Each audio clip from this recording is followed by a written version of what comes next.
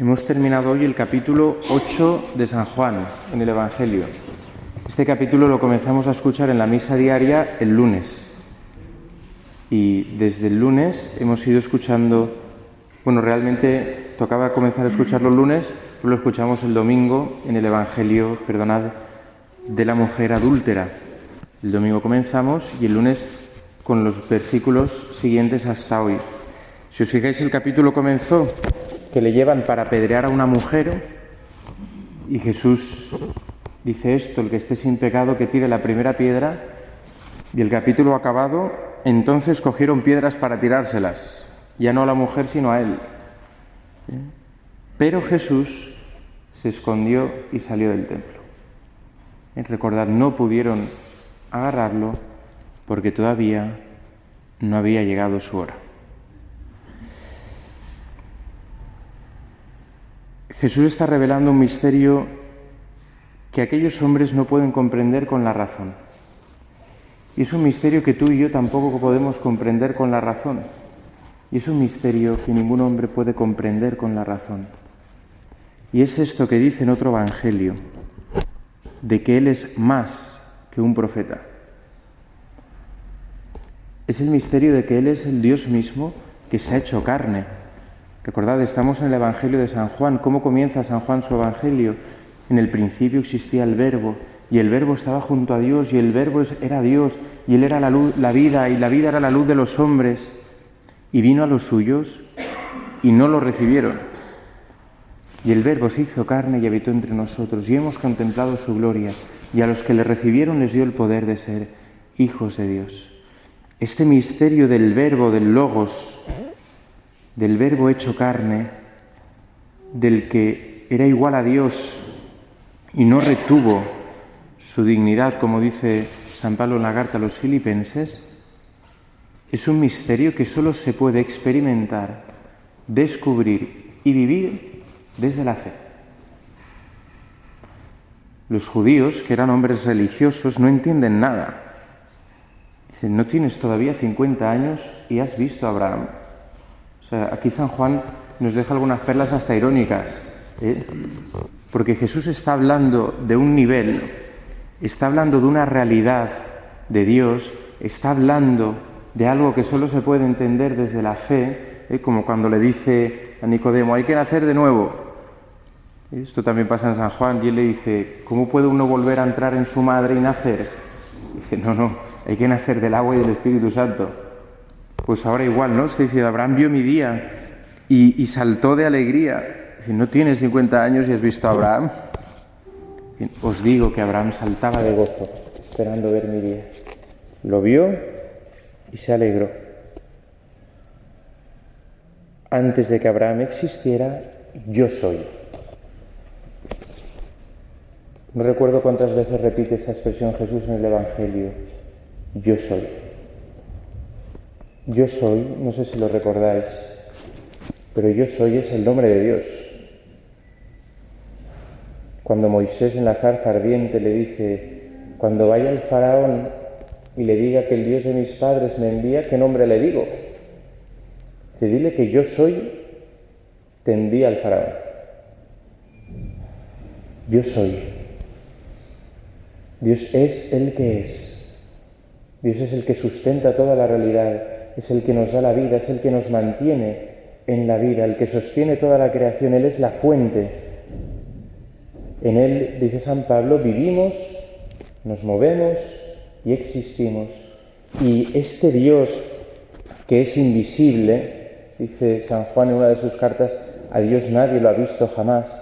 Este Dios que es inalcanzable, este Dios que es inefable, es decir, que no se puede expresar con palabras, este Dios que es trascendente, que está mucho más allá de lo que el oído vio, de lo que el ojo vio, el oído oyó y mente alguna puede pensar, este Dios que para nosotros sería imposible conocer, se nos ha revelado, se nos ha manifestado en el Dios hecho carne, se nos ha manifestado en Jesucristo. Como los judíos no pueden entender esto, cogen piedras para tirárselas a Jesús, no solo una vez. Mañana escucharemos un pasaje del capítulo 10 y comenzará diciendo: en aquel tiempo los judíos agarraron piedras para apedrear a Jesús. ¿Por qué quieren apedrearlo? El domingo explicaba en la homilía 3 pecados que se castigan con la muerte: el asesinato, el adulterio, por eso le llevan a la mujer, y la blasfemia.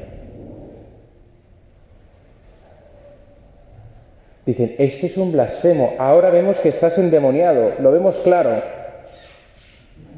Mirad,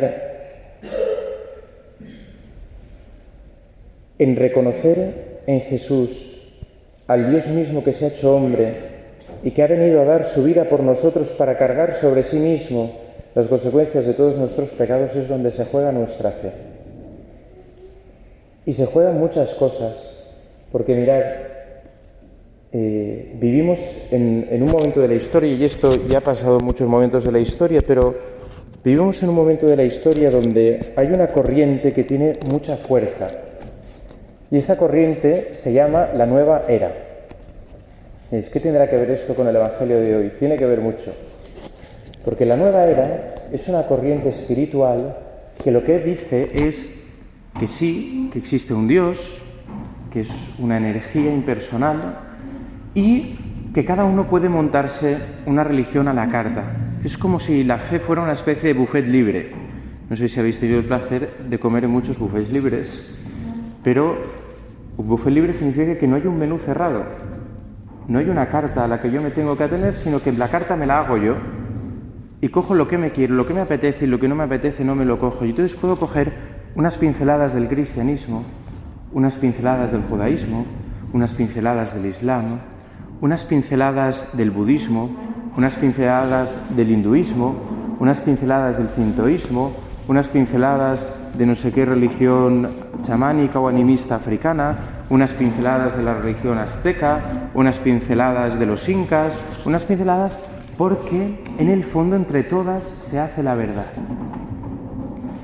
Y claro, entonces se escriben libros, se dan conferencias, se dan charlas, y esta gente en muchas ocasiones incluso habla de Jesús, incluso habla de los milagros de Jesús.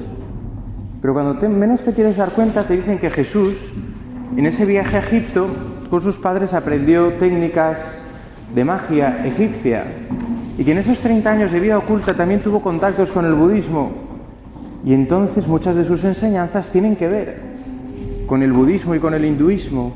Y entonces Jesús, hombre, Dios no, es alguien importante, una persona muy religiosa, alguien que tiene una fuerza extraordinaria, porque con la huella que ha dejado en la historia de la humanidad. Y entonces empezamos a entrar en confusiones, empezamos a entrar en líos y empezamos a entrar en un problema muy grave. Y es que si Jesús no es Dios, su palabra no es palabra de Dios. Y entonces sus enseñanzas yo las puedo modificar, porque son las enseñanzas de un profeta de su momento, condicionado por su contexto. Y entonces, bueno, lo que él enseñó sobre el matrimonio, bueno, lo que él nos reveló sobre Dios, sí nos ayuda, pero tampoco tiene por qué ser cerrado. Lo que él nos enseñó sobre los mandamientos, más o menos. Lo que él nos enseñó instituyendo la Eucaristía y nos mandó a hacer en memoria suya, hombre, no hay que tomárselo al pie de la letra. Y entonces, si nuestra imagen de Cristo se desdibuja, nuestro conocimiento de Dios desaparece.